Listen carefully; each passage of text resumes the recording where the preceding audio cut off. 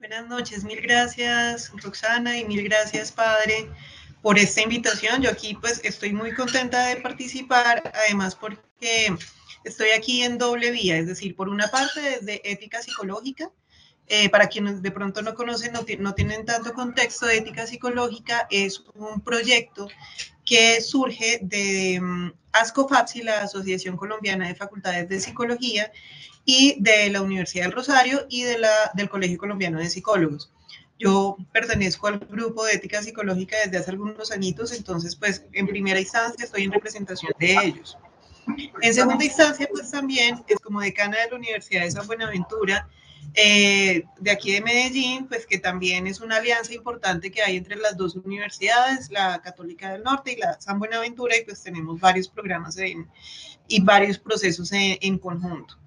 Les iba a decir también, pues para que tengan contexto de quién soy yo soy psicóloga de la Universidad Nacional de Colombia, tengo una maestría en psicología clínica de la Javeriana y tengo un doctorado en bioética de la Universidad del Bosque, y precisamente mi interés en la bioética tiene que ver con la formación de los estudiantes y los profesionales de psicología en la bioética. Porque pues finalmente, y de ahí la naturaleza de esta charla también, es que la ética y la bioética pues es fundamental en un programa de salud y en un programa como la psicología, o en una disciplina como la psicología más aún. En ese orden de ideas, en este ratico pues lo que vamos a estar es compartiendo un poco sobre lo que implica la toma de decisiones éticas en psicología. Bueno, yo quiero arrancar con una frase, con una definición, con una idea que plantea Peter Singer, en donde él señala que la ética es una ética práctica. Y esto es importante porque a veces cuando nosotros hablamos de la ética en psicología o la bioética en psicología, muchas veces pensamos solamente en la ley 1090, pensamos en la norma o pensamos en el procedimiento para tomar alguna decisión en un dilema. Pero la ética es mucho más que eso. La ética implica integrar incluso las creencias y costumbres bajo las cuales nosotros crecemos, bajo las cuales hemos tenido nuestra historia de aprendizaje, porque la ética no es simplemente el código, no es lo que nos enseñan en un curso de pronto de ética, sino que integra toda nuestra historia de aprendizaje en torno a lo correcto, lo incorrecto, la forma de ver el mundo. En ese sentido, como pueden ver, pues allí señalé, Peter Singer señalaba que las creencias y costumbres con las que nos hemos criado pueden ejercitar una gran influencia sobre nosotros, pero una vez que empezamos a reflexionar sobre ellas, podemos decidir actuar de acuerdo con ellas o en su contra. Es un primer elemento con el que quiero arrancar, porque finalmente cuando hablamos de toma de decisiones éticas no se trata de algo invasivo o solo a la luz de la norma, sino que claramente allí va a influenciar cómo nosotros vemos el mundo. Si para nosotros esa posible decisión en relación con la norma puede ser correcta, puede ser incorrecta, puede ser insuficiente, pueden haber otras alternativas. Entonces, ninguna situación está en ese sentido solamente en función de una norma. Además, más aún teniendo en cuenta que en la psicología, pues cualquier proceso o procedimiento puede generar daños personales o psicológicos. Todos sabemos que en cualquier campo de la psicología, cualquier cosa que nosotros digamos, una frase que le digamos a un paciente, a un consultante, un proceso que realicemos, la aplicación de una prueba psicométrica, incluso el mismo diseño, una investigación, cualquier cosa que nosotros hacemos en el campo de la psicología, pues tiene una responsabilidad muy grande, precisamente por las implicaciones que pueden tener en los seres humanos o en seres vivos, porque no todos los psicólogos trabajamos solamente con seres humanos, sino que también se trabaja con animales no humanos. Entonces, digamos que ahí la idea para arrancar es que si observamos con la suficiente atención, como dice Peter Singer, podemos descubrir que la gran mayoría de nuestras decisiones están relacionadas con la ética. Y eso ya de antemano genera, pues rompe un poco la idea que a veces uno tiene de lo que implica pues, la ética o la bioética.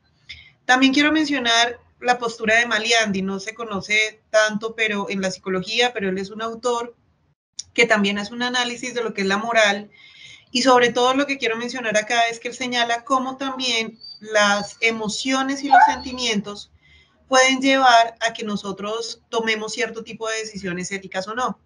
Como pueden ver allí, él habla un poco de la conciencia moral, él habla de cómo la disposición emocional puede llevar a que se generen sentimientos como lo que conocemos como arrepentimiento, culpa, aprobación, desaprobación, entre otras cosas.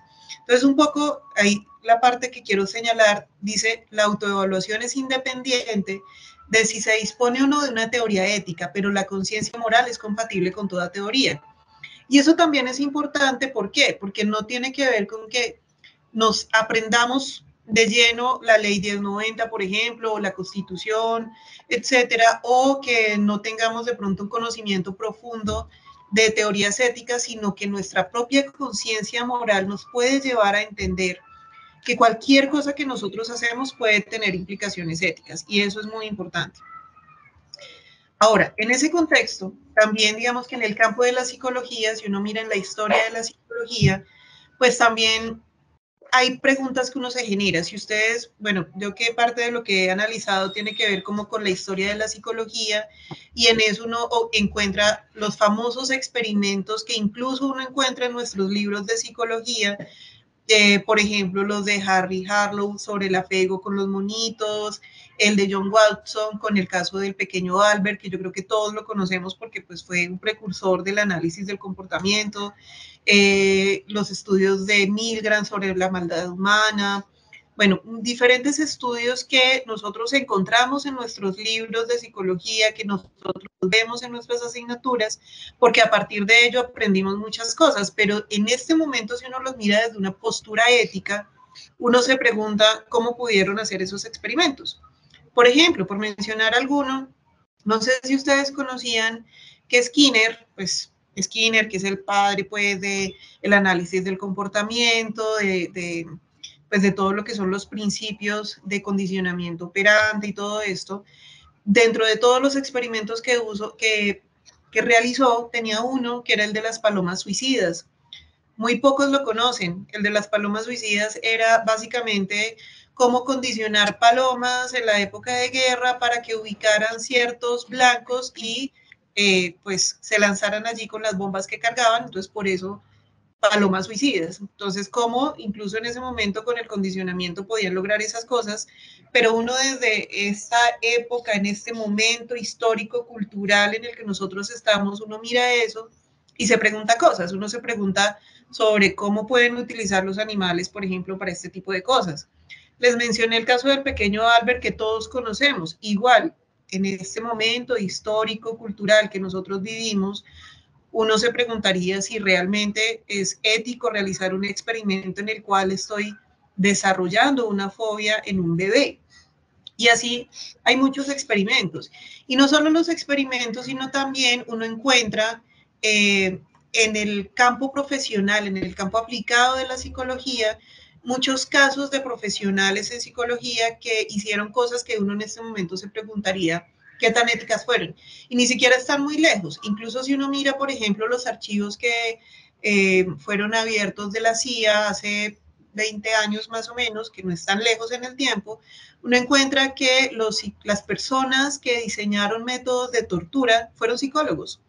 No fue otra profesión, fueron psicólogos que estaban encargados de analizar cómo generar una tortura efectiva para sacar información de la gente. Igual, eso nos lleva a preguntarnos cómo nosotros, que se supone nuestra disciplina está en función de cuidar al ser humano, de buscar el bienestar en el otro, hace ese tipo de cosas.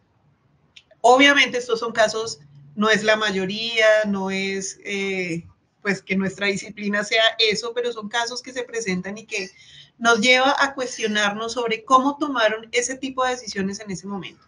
Cuando uno estudia, digamos, el contexto histórico donde esto se presentó, claro, ellos tenían argumentos, ¿sí? En función de generar un nuevo conocimiento, en función, por ejemplo, en el caso de la CIA, estos psicólogos hablaban del patriotismo, por ejemplo, y bueno, y así muchos casos, pero, insisto, en este momento, en este contexto histórico en el que estamos, pues vemos las cosas un poco distintas.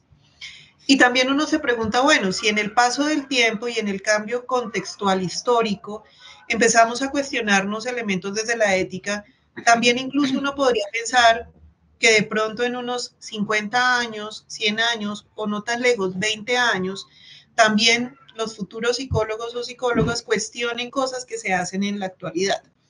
Con todo esto lo que les quiero mostrar y lo que llevo hasta el momento tiene que ver con que claramente la ética no se da en vacío. La ética no se da fuera de las emociones, la ética no se da fuera de un contexto, no se da fuera de una historia y no se da fuera de una política que se está dando en un momento, ¿sí? En ese sentido, cuando nosotros hablamos de tomar decisiones éticas, pues implica que debemos tener muy claro todos esos elementos. Por ejemplo, si nosotros tenemos que tomar una decisión, no lo hablemos en un caso específico, pensemos a nivel de políticas públicas. Entonces, cuando estamos hablando de ese nivel, pues claramente no podemos hablarlo en vacío de un caso particular, sino que tenemos que tener el contexto económico, el contexto político, el contexto social de ese momento. No sería lo mismo, por ejemplo, el diseñar una política pública en relación con salud mental, por ejemplo, ahorita, en este momento, después de lo vivido en la pandemia, en el contexto social y político en el que estamos actualmente, versus, por ejemplo, lo que fue hace 5 años. Entonces, en estos cambios que se han dado en estos años, nos lleva como, en general como seres humanos, como ciudadanos, pero pues también como profesionales en la psicología, a ver las cosas distinto y por lo tanto a tomar decisiones diferentes, ¿sí? Entonces, digamos que ese contexto también es muy importante.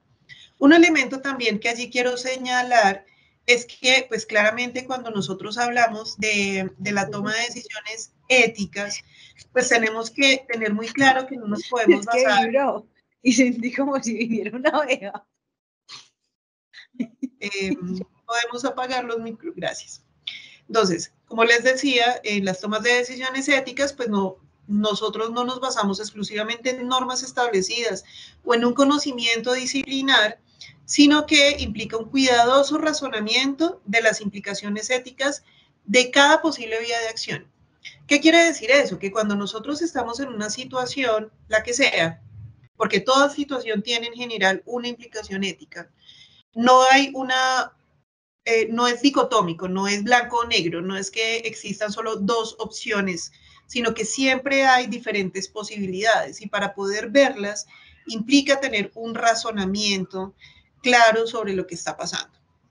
Ahora, en ese orden de ideas también, pues digamos que esa toma de decisiones debe tener muy en cuenta si estamos hablando, por ejemplo, de investigación versus la aplicación de un conocimiento. Son implicaciones éticas distintas, son reflexiones y razonamientos parecidos en principio, pero que finalmente tienen elementos distintos. Por ejemplo, cuando estamos hablando de investigación, no es lo mismo si yo estoy hablando, pensemos en el conocimiento informado, no es lo mismo si yo estoy hablando de que mis participantes de investigación llegan voluntariamente a mi estudio, ¿cierto? Si, por ejemplo, lo que yo estoy haciendo es que mis participantes de investigación son niños en un colegio, niños o niñas, por lo tanto requiere el consentimiento informado de los representantes legales y de la institución y el asentimiento informado de los menores. Fíjense que ahí cambia un poco el asunto. Si estoy hablando de participantes adultos que vienen voluntariamente, vale, el consentimiento informado. Por ejemplo, otro elemento, no es lo mismo estas dos situaciones que acabo de mencionar, comparándolas, por ejemplo, con si vamos a hacer una investigación en una comunidad indígena que además pues tiene su propio lenguaje, su propia cosmovisión de mundo y por lo tanto pues a la hora de presentar lo que entenderíamos por consentimiento informado pues tampoco va a ser lo mismo, ¿cierto? Además que allí, por ley, de acuerdo a la resolución 8430, pues también tengo que tener en cuenta otras consideraciones del estudio con comunidades. Entonces, fíjense que aquí, por poner ejemplos, cuando estamos hablando de toma de decisiones éticas en psicología, van a haber otros elementos que yo tengo que tener en cuenta si estoy hablando si es investigación, si es un campo aplicado, por ejemplo, pensemos en salud, no es lo mismo que en organizacional, que si estoy hablando del área educativa, del área social. En cada uno de ellos, los diferentes factores, elementos que debemos analizar pueden cambiar un poco ese razonamiento, esas implicaciones éticas. Incluso, por ejemplo, también en esa toma de decisiones éticas no solamente estamos hablando, por ejemplo, de un usuario, de un consultante, sino que muchas veces también de sus familias, ¿cierto? De un contexto institucional. Hablando, por ejemplo, de un contexto institucional, no es lo mismo si voy a trabajar con una empresa, ¿cierto? Y que son los mismos empleados los que participan voluntariamente, a que sea una intervención que se propone desde gerencia, ¿cierto? Porque entonces allí es la institución quien da un consentimiento, pero los trabajadores no necesariamente están dando ese consentimiento, cómo se maneja allí la información, la confidencialidad, el secreto profesional, o sea, allí hay otras consideraciones. Otro elemento, no es lo mismo, insisto, cuando estoy hablando de los usuarios, pero también, por ejemplo, cuando estoy hablando de colegas, también hay toma de decisiones éticas. Si son colegas de la misma profesión o si estoy hablando de un contexto interdisciplinar, allí también hay toma de decisiones. Por ejemplo, si yo tengo un colega que trabaja conmigo, pero por algún motivo, no importa cuál, no estoy de acuerdo con decisiones que está tomando con sus usuarios. Ahí es una implicación ética. ¿Qué hago yo al respecto? ¿Qué implicaciones tengo con las posibles decisiones que pueda tomar? El solo hecho, por ejemplo, de a veces hablar sobre otros colegas, eso también es un campo ético. A veces criticar el trabajo del otro. De hecho, en nuestra ley 1090, pues se habla de que uno no debe hablar mal del trabajo de colegas, sino que uno tiene que respetar a los demás profesionales en el campo. Pero lo mismo, esto no se restringe solamente al campo de nuestros colegas psicólogos y psicólogas, sino si yo trabajo con médicos, con enfermeros, con trabajadores sociales, con profesores, en fin, ¿sí? Entonces es como la ética, si se dan cuenta, y esta toma de decisiones éticas es un campo un poco más amplio de lo que usualmente uno suele conocer. Ahora, entonces, en ese contexto, pues también parte la idea de que, bueno, digamos que en la toma de decisiones éticas, esto se ha estudiado desde la filosofía, desde la bioética, desde diferentes disciplinas, y por ejemplo, uno suele encontrar los dilemas clásicos. Ahí en la imagen de la diapositiva ustedes ven el problema del trolibús, que es un problema clásico. Hay muchas versiones de ese dilema, por mencionarlo solamente, ya que no podemos interactuar tanto por el tiempo, pero entonces consiste en, va un tren, como pueden ver en la imagen, si el tren va derecho, va a matar, va a atropellar, pues sí, mueren las 5 personas que están allí. Si el tren gira, va a matar solamente a una persona. ¿Cuál es el tema de la decisión? Que en este dilema, tú estás lejos, no puedes avisarle a las personas que están en las vías del tren, por lo tanto no te van a escuchar, no se van a mover, y lo único que tú puedes hacer es mover una palanca. Y ahí es una decisión ética. Tú tienes dos opciones en este ejemplo dilemático del libro, y es que si tú te quedas quieto, el tren va a seguir derecho y mueren las personas que están allí. Pero tú también puedes decidir mover la palanca y por lo tanto va a morir solo una persona. En este tipo de dilemas no hay una respuesta correcta o incorrecta realmente, sino que en este tipo de dilemas lo que suele ser interesante es qué tipo de respuesta genera uno. Y aquí uno encuentra respuestas muy variadas para todo lado, ¿sí? Entonces yo he tenido, por ejemplo, ejercicios donde me responden, no, yo me quedo quieto porque yo no voy a tomar la decisión sobre la vida de otros. Otros me han dicho, yo me quedo quieto porque pues es el destino y ese es el camino que lleva el tren y esto estaba destinado a pasar. Otras personas, la mayoría de personas suelen responder más por la vía utilitarista que tiene que ver con yo salvo a la mayoría. Entonces, en ese orden de ideas, pues muevo la palanca para que se salven 5, así se sacrifique uno. Pero como les digo, hay muchas versiones. Por ejemplo, si en esta toma de decisiones uno les dice, bueno, pero es que resulta que la persona que está aquí solita es una persona que tú quieres mucho. Es tu pareja, es tu mamá, tu papá, tu hijo. No, ahí cambia la respuesta. Cuando uno integra elementos emocionales, como mencionaba Maliandi, pues implica que también se va a alterar la posible respuesta que uno pueda dar en esa toma de decisiones éticas. Una derivación que les recomiendo que ustedes puedan entrar es esta página de Moral Machine. Ustedes la buscan así como está en la diapositiva, moralmachine.net, creo que la encuentran por Google, Moral Machine. y los va a llevar a 13 escenarios de decisión, como ven allí en la diapositiva. Y es también muy interesante porque tiene que ver con qué tipo de decisiones vas a privilegiar tú. Entonces, solo les muestro el primer escenario. Ustedes pueden jugar con esta página. De hecho, es una página, un experimento que están diseñando en el MIT para estudiar decisiones morales. Entonces, por ejemplo, ahí es un carro autónomo, es decir, se maneja solito, y tiene dos opciones. Si el carro sigue derecho, van a morir las personas que van en el carro, los pasajeros, pero si el carro gira, pues van a morir los peatones. Aquí, ¿qué es lo interesante? Que cada escenario cambia las condiciones. Entonces uno encuentra, por ejemplo, allí ponen salvar animalitos versus salvar personas, salvar mujeres versus salvar hombres, salvar adulto mayor versus salvar bebés. Bueno, hay múltiples escenarios, múltiples. Y al final, cuando tú terminas los 3 escenarios y tomas las decisiones, te arroja un perfil de decisiones morales tuyo en comparación con las decisiones de lo que llevan en el estudio. Súper interesante, se los recomiendo mucho. Porque finalmente también lo traigo acá porque siento que a veces, insisto, cuando uno habla de toma de decisiones éticas, muchas veces uno se queda en la norma y en el dilema del libro, pero no suele preguntarse este tipo de situaciones, como si yo tuviera que tomar decisiones morales cotidianas, ¿cuál sería mi criterio? Mi criterio es más salvar a la mayoría, mi criterio es más el cumplir la norma, mi criterio es más en torno a, no sé, bueno, ahí hay como múltiples criterios. Y como decía los autores que mencioné, fíjense que aquí no necesitamos como tal necesitar una teoría ética o moral para responder esto, sino que ya por nuestra historia de aprendizaje ya tenemos un bagaje, una historia que nos permite tomar decisiones.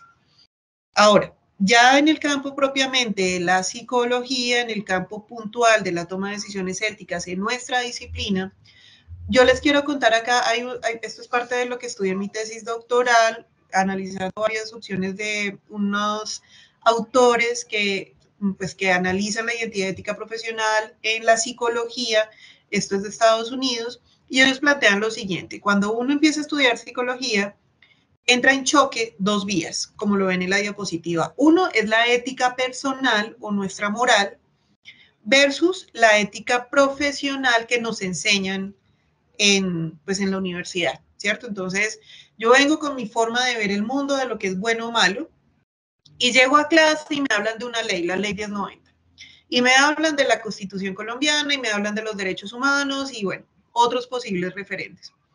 Pero entonces allí lo que mencionan los autores y lo que yo también he encontrado es que a veces no es tan fácil, no siempre se reconcilia tan fácil esa moral personal o esa ética personal con la ética profesional. Entonces aquí pueden venir muchos panoramas, 4 puntualmente. Entonces hay un panorama, por ejemplo, que es el que ellos llaman marginalización, en donde básicamente dice que la persona básicamente pues tiene pocos estándares profesionales o personales. Hay el de la separación, en donde la persona se rige más por la ética profesional y no por la ética personal, entonces la compasión se pierde, es más un cumplimiento normativo. Está también la asimilación, en donde se adoptan algunos estándares profesionales, pero es más legalista. Finalmente, el punto ideal es lo que llaman integración. Y es donde nosotros reconocemos la ley, seguimos, cumplimos la ley, por supuesto, pero integramos también esa moral que nosotros hemos desarrollado en nuestra historia de aprendizaje. Ya no se trata simplemente de cumplir la norma por cumplirla, sino que entendemos que se trata de ser agentes éticos, es decir, tomar decisiones por el cuidado del otro. Eso es un poco la identidad ética profesional en resumen. Bueno, por el tiempo voy a avanzar un poquito, igual al final pueden hacer preguntas. Entonces, el tema en todo este contexto es que por ser una disciplina que trabaja con seres vivos, principalmente con seres humanos, no siempre con seres humanos, nuestra responsabilidad es muy grande y van a haber situaciones en donde no solamente está digamos, la reflexión de las implicaciones éticas, sino que pues también están los dilemas éticos. De ahí que, por ejemplo, la Federación Europea de Asociaciones Psicológicas señala que el psicólogo, el profesional en psicología, debe estar muy bien entrenado para abordar los dilemas éticos, para entender, identificar cuando hay un dilema ético y saber qué hacer. Porque claro, yo puedo decir, aquí hay un dilema, pero ¿cómo tomo una decisión? Entonces es clave que nosotros podamos identificar eso. Aquí me voy a permitir leer, hay un autor del que les voy a hablar en un momento que se llama Diego Gracia. Voy a leer un pedacito de lo que él habla porque él dice, la deliberación la deliberación ética no es una tarea fácil. De hecho, muchos no saben deliberar. Muchos no consideran que la deliberación sea necesaria o incluso importante. Hay profesionales que toman decisiones éticas como un acto reflejo, como algo que se debe dar rápidamente sin pasar por un largo proceso de evaluación. Esto muchas veces se suele justificar con lo que se llama el ojo clínico. Del mismo modo que hay personas que creen poseer el ojo clínico, hay muchas otras que se creen dotadas del olfato moral, es decir, personas que consideran que pueden tomar decisiones éticas de manera muy rápida, de manera reactiva. Entonces, pues claramente esta no es la manera correcta de abordar un dilema ético. Ahora, ¿qué es un dilema ético?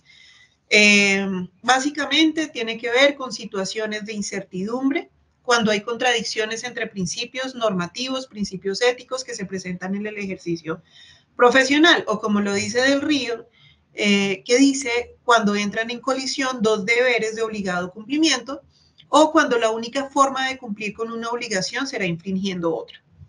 Es en este contexto de los dilemas, pues que uno encuentra en las investigaciones, pues los dilemas clásicos. Esos dilemas clásicos probablemente ustedes los han visto en las clases, en los ejercicios, son como los ejemplos, pero que efectivamente uno suele encontrar en el campo profesional, en la cotidianidad profesional, que son como los más frecuentes, pero no que sea lo único. Entonces, por ejemplo, el principal caso dilemático que uno suele encontrar son las relaciones duales en psicoterapia o extraterapéuticas o en general la relación entre un profesional de psicología y posibles usuarios. Aquí la relación dual se puede entender finalmente como una relación simultánea y diferente que se da con la relación con el profesional psicológico. Es decir, digamos, terapeuta-paciente, entonces ahí hay una relación terapéutica, ¿cierto? Pero entonces está el profesional que tiene la posibilidad de hacer un negocio con su paciente, que el paciente o el consultante llegue y le dice, mire, es que estoy muy agradecido con usted y yo trabajo en bienes raíces, le traigo el super descuento para que compre su apartamento, por poner un ejemplo, ¿sí? O lo más frecuente que se suele encontrar y es cuando se desarrolla un interés sentimental o sexual entre el terapeuta y el consultante. Ese tipo de cosas obviamente no deben ocurrir por el tipo de relación que implica una relación terapéutica o una relación profesional de la psicología usuaria. A eso se refiere un poco las relaciones duales. Hay muchos más dilemas éticos comunes, por ejemplo, cuando hay casos de abusos de menores, de violencia intrafamiliar, cómo manejar el secreto profesional y la confidencialidad, las preguntas que uno suele hacerse de cuándo debo remitir, cuándo no, qué amerita, qué puedo asumir yo de acuerdo a mi competencia, de acuerdo a mi entrenamiento. Esas son como situaciones comunes, pero insisto, no son las únicas. En este contexto, pues digamos que nosotros como profesionales en general, como seres humanos, pero particularmente como profesionales en la psicología, pues tenemos dos elementos a tener en cuenta, ¿cierto? Entonces, uno es la elección y otro es la deliberación. En relación con la elección, pues tiene que ver con ese proceso de evaluación reflexiva que uno hace cotidianamente y que nos permite preferir una cosa sobre otra. Pero digamos que en el campo de la toma de decisiones éticas en psicología o en general en salud, hablamos de la deliberación. Es una reflexión que suele hacerse en general, si uno puede, con otros colegas, manteniendo confidencialidad, pero también con uno mismo, en donde nosotros analizamos, reflexionamos, razonamos sobre las diferentes opciones que se presentan ante un dilema, ante un problema ético, ante una situación, y escoge el mejor camino de acción en situaciones particulares. ¿Cuál es la diferencia? Es que cuando hablamos de elección suele ser lo dicotómico, como hago esto o esto. Pero la deliberación implica que uno hace un análisis mucho más profundo y encuentra muchas más vías de acción. Y eso es lo clave de la deliberación, porque digamos que, y más como profesionales en la psicología, sabemos que no hay una única salida, no hay vías dicotómicas, sino que siempre hay más vías de acción. Entonces, en ese análisis, en ese proceso de toma de decisiones es donde uno puede encontrar alternativas. Agradezco los micrófonos. Bueno, entonces acá, digamos que en Colombia particularmente, nuestra ley 1090 y pues ASCOFAPS y el Colegio Colombiano de Psicólogos y en este proyecto de ética psicológica, pues que representa a la comunidad de profesionales en psicología y de facultad de psicología, han escogido en sus investigaciones como que el modelo más, bueno, el modelo que se ha adoptado, que se ha preferido para toma de decisiones, tiene que ver con el modelo de deliberación moral de Diego Gracia, de quien les leí ahorita algo. Diego Gracia menciona entonces que cuando tomamos decisiones no es una ecuación matemática. No es que yo pueda decir, es esto más esto y dio esto. No, sino que implica un análisis cuidadoso y reflexivo de todos los factores implicados o los principales factores implicados. Y aquí lo importante quiere decir es, cuando yo hablo de factores implicados, estoy hablando de la descripción de la situación, tener muy claro el contexto donde se está dando, cuáles son los hechos que se están presentando, cuáles son las personas involucradas, ¿cierto? Y ahí puede ser otros profesionales, puede ser la familia de nuestro usuario, nosotros mismos, el consultante, bueno, la evolución de esa problemática y incluso qué normas están involucradas, qué normas tengo que conocer, no sé, qué contexto sociocultural, económico, político está allí. Vuelvo y pongo el ejemplo de los campos aplicados. Hablando de normas, en todos obviamente hablamos de la ley 1090, pero si estoy hablando de investigación, también, por ejemplo, tengo que tener en cuenta la resolución 8430. Si estoy hablando, por ejemplo, en el área de psicología educativa, aparte de la ley 1090, tengo que tener en cuenta, por ejemplo, el Código de Infancia y Adolescencia.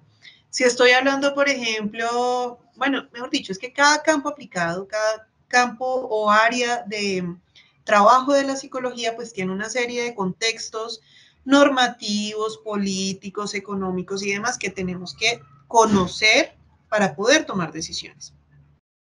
Entonces, volviendo al modelo, ¿qué dice Diego Gracia? Dice, la deliberación entonces busca analizar esos problemas en toda su complejidad. Y eso implica que tú haces un balance, o sea, ponderar los principios, aquí hablando de los principios éticos, los valores morales, desde la postura ética desde la cual tú partes, que están implicados las circunstancias y las consecuencias del caso. Y solo en ese análisis ese es que vas a poder identificar los cursos de acción. De ahí que Diego Gracia habla de 3 fases, que son el análisis de principios, la lluvia de ideas y el análisis y reflexión de los posibles cursos de acción y el análisis de las consecuencias. En ese contexto, entonces, acá voy a dejar de compartir la presentación porque quiero mostrarles en la página de ética psicológica. En esta página, bueno, pues para arrancar uno encuentra una serie de recursos, encuentra documentos, encuentra videos, casos, cursos en línea, glosario, bueno, un montón de cosas. Pero lo que les quiero mostrar en relación con lo que les estoy diciendo es que desde ética psicológica, es decir, Colegio Colombiano de Psicología, ASCOFAPSI, y pues los que hemos estado participando en este proyecto y la Universidad del Rosario, plantean lo que se llamó el modelo de 3 niveles.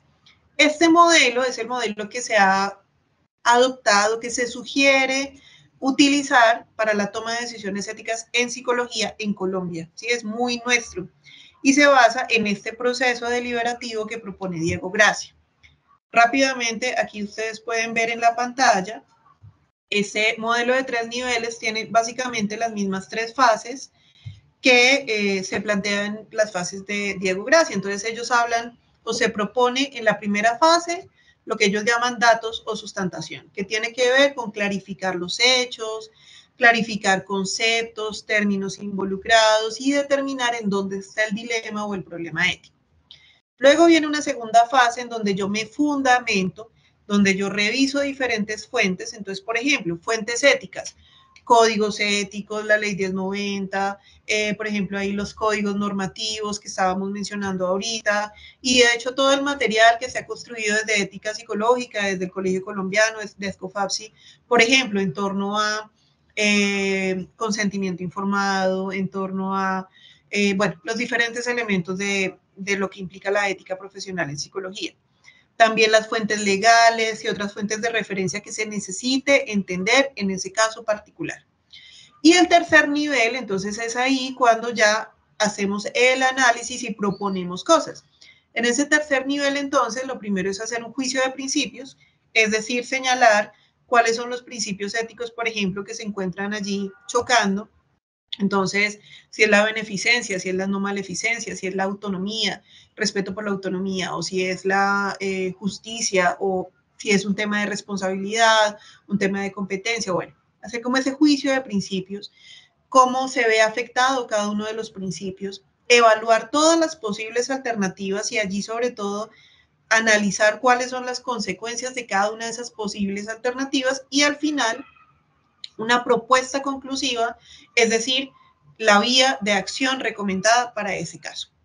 Este es el modelo pues de 3 niveles que se propone y cuando uno encuentra cualquier tipo de dilema con este modelo, pues que tiene que ver, como les decía, como desde la deliberación propuesta, pues es más fácil encontrar una posible respuesta. Bueno, pues así rápidamente, digamos que aquí estoy resumiendo un montón de cosas en torno a lo que implica esta toma de decisiones éticas en psicología, pero bueno, yo creo que ya podemos pasar a preguntas, comentarios, todas las dudas que tengan, son bienvenidas.